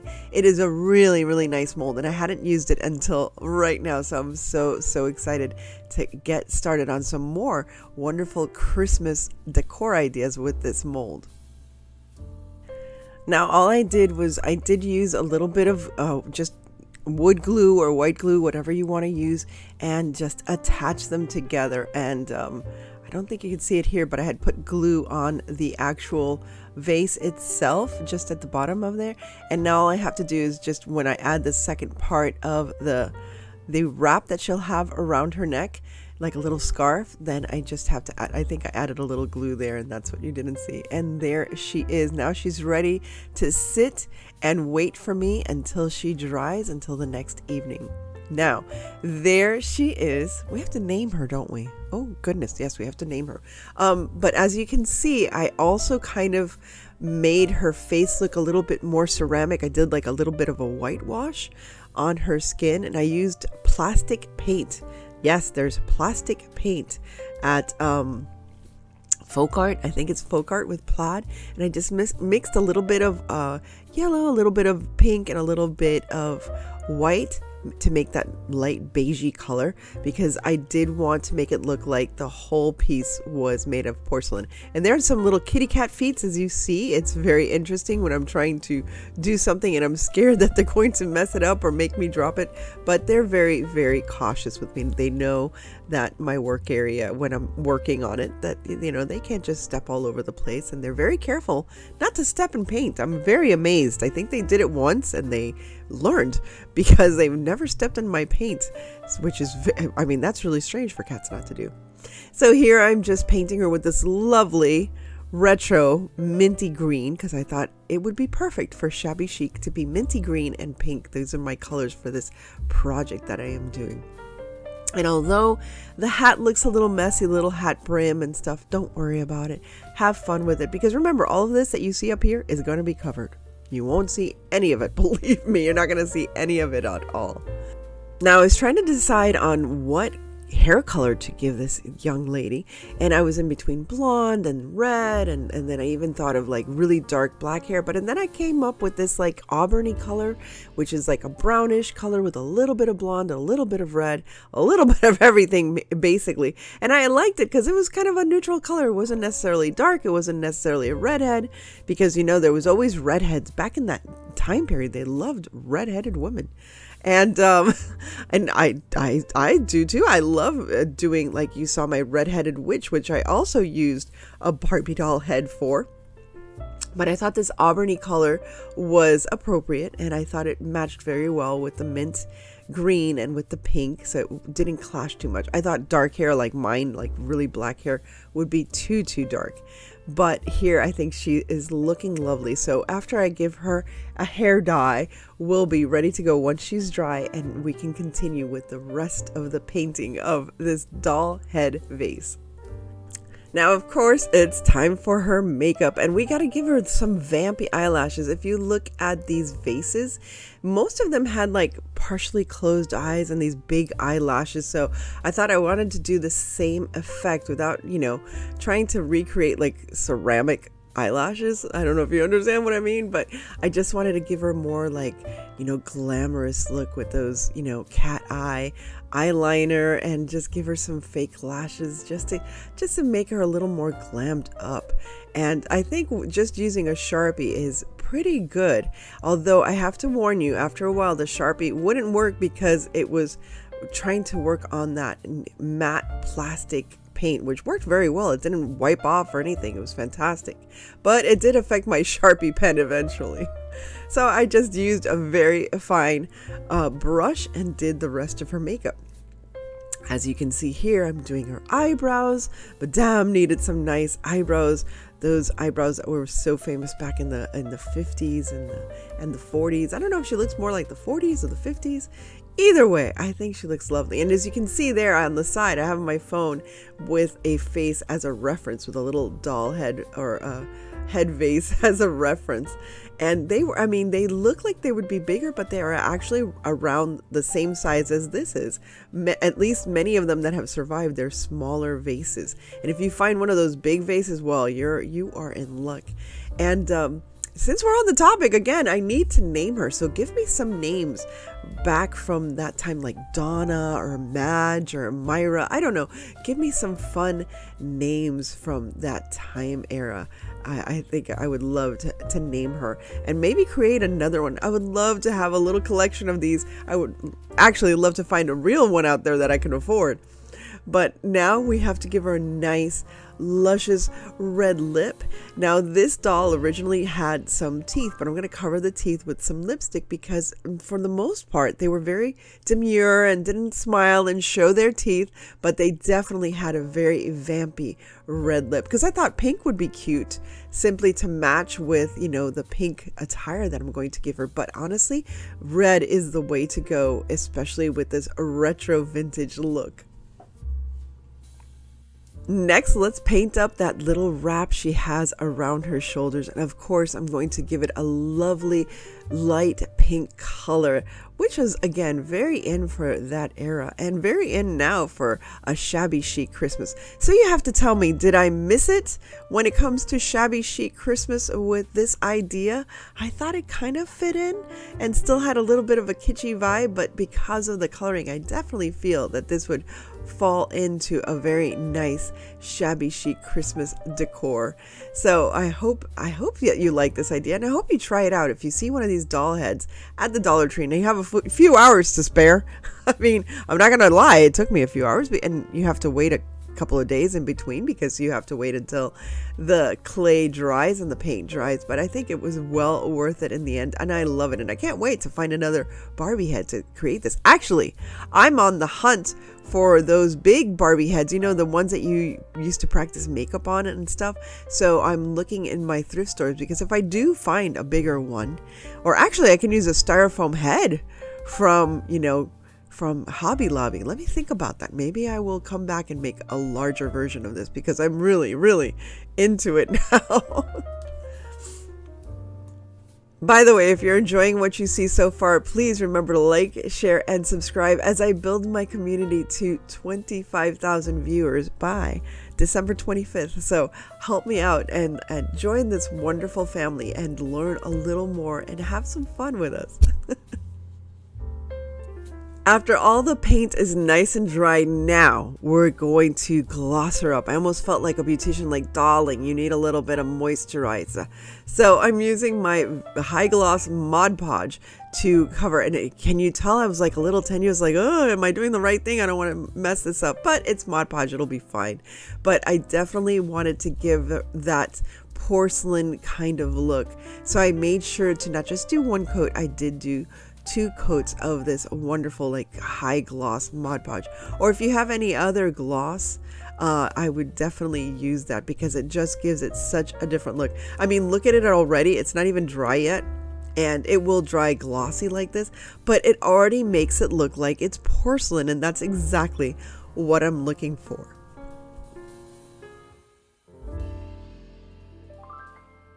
Again, I just let her dry thoroughly, and look at her, it looks like porcelain. You would never have guessed that this was plastic and air dry clay, and that's exactly what I was going for. Now here I decided that she's going to be one of these wacky ladies that wears a Christmas tree hat. And I was trying out all these little Christmas trees that I had from the Dollar Tree, and then I remembered I had Tim Holtz little Christmas tree set that I got. And look at this. I love this color. You can actually, the difference with the Tim Holtz trees is you can actually dye them. You can use alcohol ink to dye them. And originally I thought of dyeing it like, either a pink or a mint green, but I actually like this beigey color because now I can use the mint and pink as part of the decor and not necessarily just the main color of the hat. First things first though, I did put a little bit of styrofoam in the doll's head. We always forget that she's actually plastic, so I wanted to make sure that that little tree had something to hold on to. Now, very carefully and patiently, I just listened to some vintage Christmas music and added these little pearls as ornaments. As you remember, I made ornaments out of these little pearls. I got this set of colorful pearls on clearance. I think it was like $2 for that huge bucket of these beads, these wonderful pearlized beads. So I am just adding all the colors, remembering that back in the day they used to decorate with all the different colors, and I went hog wild. I didn't want it just to be pink and light green. I really wanted to be happy and colorful and something that you would actually see on these doll head vases or these head vases. And here I am adding this trim that was silver and pink. I actually got that on clearance during the summertime, and it was very, very inexpensive. I think it was 79 cents. And there you can see a little cattail, as she is very dangerously close to my hot glue gun. I hadn't noticed that before, but once she fell asleep, she was fine. Of course, we have to add some wonderful earrings, and of course I have these wonderful little rhinestone earrings. Everything's wonderful, isn't it? I like it. These rhinestone earrings were actually perfect. They were just rhinestone beads that I had in my collection of stuff, and I think they're absolutely perfect for her look. Look at that. She's all glammed up and ready to go. Now let's put a tacky tree on top of her. She looks all elegant, and it's like, okay, let's put this tacky tree on top.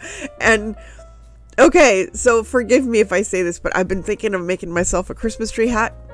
Tell me how insane that is. Please tell me. Somebody talk me out of it. But I want to make myself a Christmas tree hat. We have a cocktail party at the Deering Estate, and we are encouraged. Look at this. Look, that's one of my examples. And I was like, oh no, I have to put more stuff on there.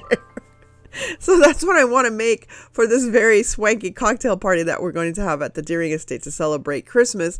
But they're asking us to dress according to the rooms that we decorated. So yeah, I'm going to have to be kitschy, cute, and a little tacky. Tacky on the side of, oh, that's interesting. That's the kind of tacky I want to be. If I'm going to be tacky, I want to be not like, ew, that's tacky. It's like, oh, that's tacky. Is there a difference? I don't know. You tell me. So here I'm adding, after I saw that one example, I was like, oh, I'm just going to go hog wild now. I had tinsel, so I added some of that mini tinsel that I had. I added this little garland of little snowflakes. I added those balls that were way too big, but I didn't care anyway. And I added some lovely little pink roses that I had in my stash. Everything that I had in my stash was fair game. I was just trying to find anything and everything that I could add to this. And those little candy canes were perfect. And I just, once I was all done, and then looking at the examples that I had, as you can see there's a bunch. Don't go on Pinterest. You'll get lost in there. But once I had all of these examples, I felt like I think I matched the vibe of this hat perfectly. Look at that. See, look at this little face. And I love the ones with the little hands, but those are very, very rare to find. So once again, here is my retro kitschy Christmas shabby chic doll head vase. I hope you tried this out for yourself, and I hope you have as much fun as I did creating this. Thanks again for stopping by, and if you enjoyed this, please remember to like, share, and subscribe. And thanks again for making this year so wonderful. As I always say, stay safe, be kind, God bless each and every one of you, and remember to live the adventure. And I'll see you again very soon.